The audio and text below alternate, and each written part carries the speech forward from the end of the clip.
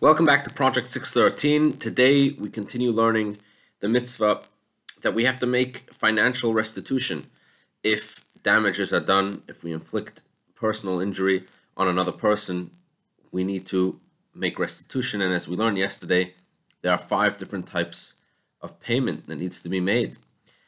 Now, this is where we have the famous verse and the famous misunderstanding: an eye for an eye, a tooth for a tooth, a hand for a hand, a foot for a foot. What does this mean? If someone punches someone in the eye, do we punch them back in the eye? If someone causes an injury and breaks someone's arm, do we break their arm? We don't. So how are we to understand this verse? The answer is that, as with every verse in the Torah, in the written Torah, it comes along with an interpretation known as the oral Torah, the oral tradition, which interprets and explains to us what the verse means. This is true in every verse in the Torah. For example, when the verse talks about mezuzah and says, you shall write them on your doorposts, we don't even know what we're referring to. What should we write on our doorposts? Well, it comes along the oral tradition and tells us that's referring to a mezuzah. And the same is true with every verse in the Torah. So similarly, when it comes to this verse, an eye for an eye, a tooth for a tooth, if we would read it as is, we wouldn't know what it means. It comes along the oral Torah, the oral tradition, and tells us an eye for an eye means the value of an eye for an eye. And as we learned yesterday, that the injury is evaluated, and based on that, the payment is made. Now, it's clear that the Torah could not possibly mean an eye for an eye, literally, for many reasons. Number one, the Torah forbids taking revenge. It's a clear prohibition in the Torah to take revenge. So how then would how could the Torah possibly mean that someone should knock someone's eye out if their eye got knocked out?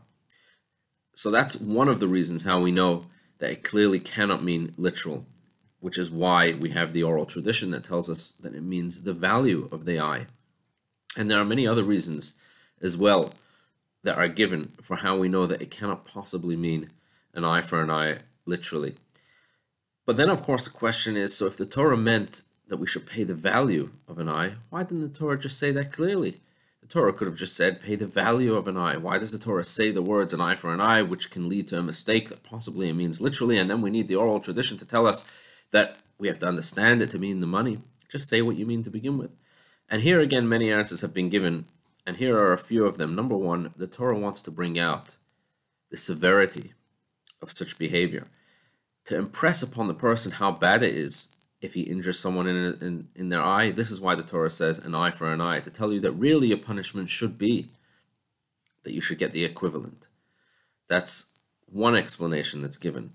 Another explanation that's given is to tell the person who's making back the repayment that he shouldn't think that just because he paid money, then that is the true value. Ultimately, there is no way to compensate someone when you cause them a physical injury that will change them forever. And that's why the Torah continues to use the word an eye for an eye to remind the person who inflicted this damage that ultimately there is no financial repayment that can possibly really make up for the loss of an eye. It's only that the Torah gave him the ability and the responsibility to make financial restitution because that is the best he can do. But essentially, there is nothing that can ever come in place of an eye other than an eye itself. Many other reasons have been given as well, but we will suffice with these ones. Have a wonderful, wonderful day.